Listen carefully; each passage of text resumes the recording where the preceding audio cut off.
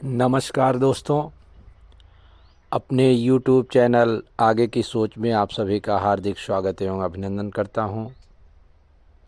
साथियों, आवश्यकता आविष्कार की जननी होती है।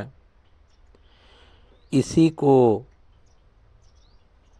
मानते हुए एक ऐसे संगठन के बारे में आपका मैं आज परिचय कराने जा रहा हूं, जिस संगठन ने व्यापार और मार्केट में उपलब्ध कई ऐसी समस्याओं का समाधान किया जो कि कभी लाइलाज हुआ करती थी।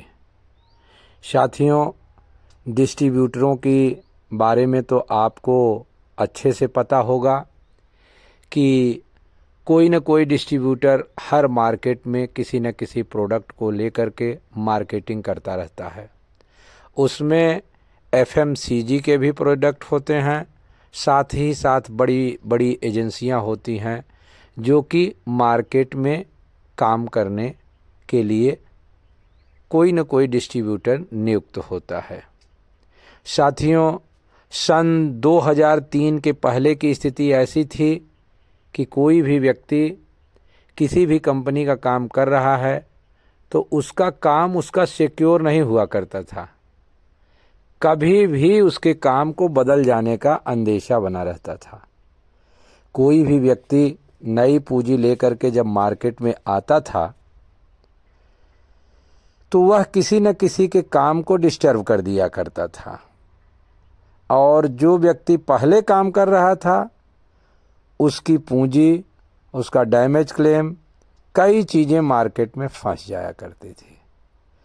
लेकिन सन 2003 की घटना है कि बहुत सारे साथी जो डिस्ट्रीब्यूटरशिप लिए हुए थे एफएमसीजी प्रोडक्ट के, अलग अलग कंपनियों के, उन्होंने आपस में विचार विमर्श किया कि इस छीना झपटी को बंद करने के लिए हमें कोई न कोई प्लेटफार्म विकसित करना पड़ेगा, और उस प्लेटफार्म पर हम सभी लोग कुछ नियम नियमावलियों को बना करके काम करना अगर प्रारंभ करें तो निश्चित रूप से हम एक सम्मानित तरीका बना करके काम को अंजाम दे सकते हैं।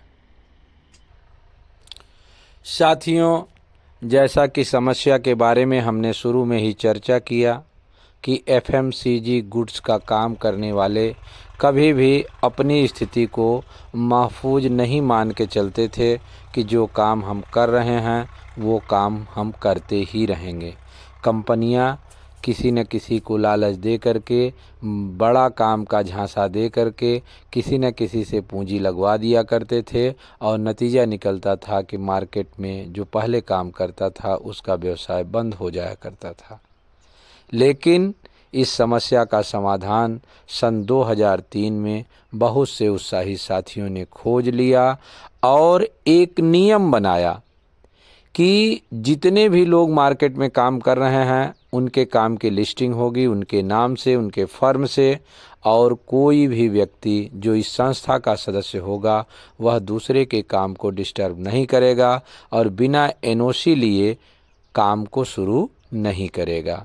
ऐसी स्थिति में आपस की नियम नियमावली ने इस तरह से एक दूसरे को सपोर्ट किया कि सभी साथी निश्चिंत होकर के काम करने लगे, और अनवरत काम करते हुए उनको कहीं से भी किसी भी तरह की कोई बाधा न तो कंपनियों द्वारा आई न ही नए डिस्ट्रीब्यूटरों द्वारा आई।